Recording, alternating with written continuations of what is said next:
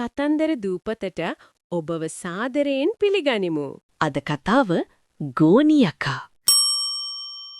ඔන්න ඒ කොහොමත් එක රටක අකීකරු ළමයින්ව අල්ලාගෙන කන යකෙක් හිටියා.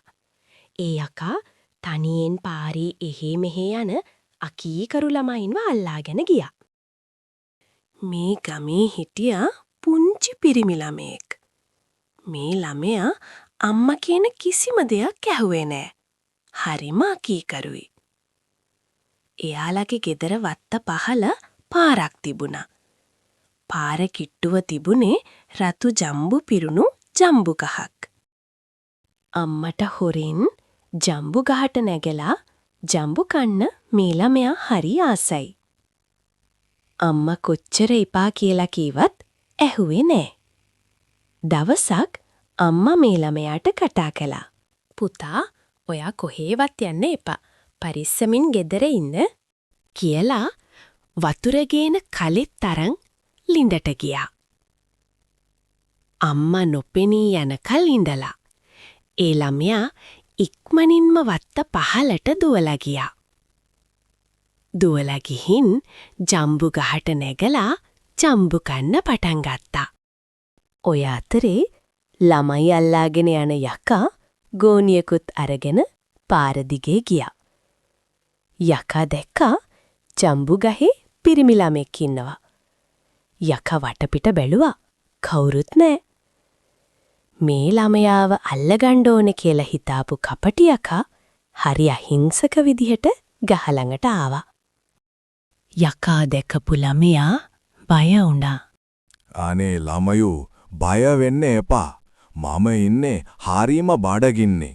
ජම්බු ටිකක් මේ මල්ලට දානවාද? යකා ඇහුවා. අනේ පව්, බඩගින්නේ ඉන්න යකා කියලා හිතලා ළමයා ජම්බු ගෙඩි ටිකක් කඩලා දැම්මා. ඒත් ඔක්කොව ජම්බු බිම වැටුණා. අනේ, තව පහලට ඇවිත් ජම්බු දෙන්න. මට අල්ලගන්න අමාරුයිනේ. යකා අහිංසක විදියට කිව්වා. යකාගේ ඉල්ලීමට ළමයා ජම්බු පොකුරකුත් අරගෙන ගහින් බිමට බැස්සා. එකපාරටම පැනපු ගමන් යකා ළමයාව අල්ලගෙන මල්ලේ දමා ගත්තා. ඉන්පස්සේ යකා ළමයාව අරගෙන ගෙදර යන්න පිටත් වුණා. මග දුරක් යද්දී යකා හාවෙක් දුමනවා දැක්කා.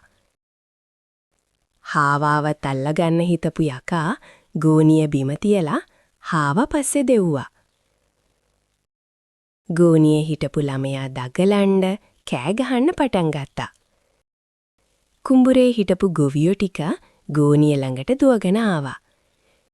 ඒ අය ගෝනිය ලිහලා ළමයාව එළියට ගත්තා.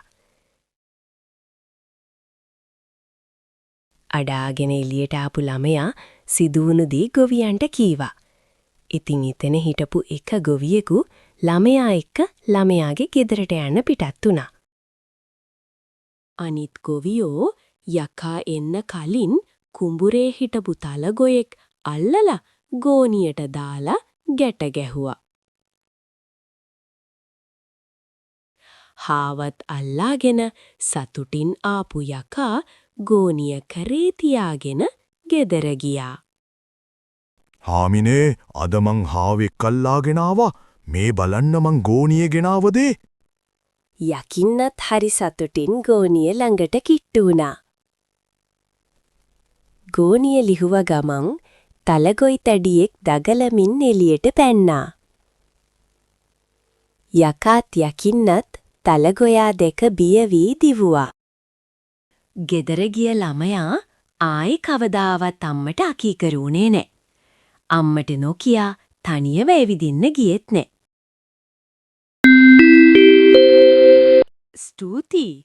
මෙවැනි රසවත් කතා නැරඹීමට කතන්දර දූපතට නැවත එන්න.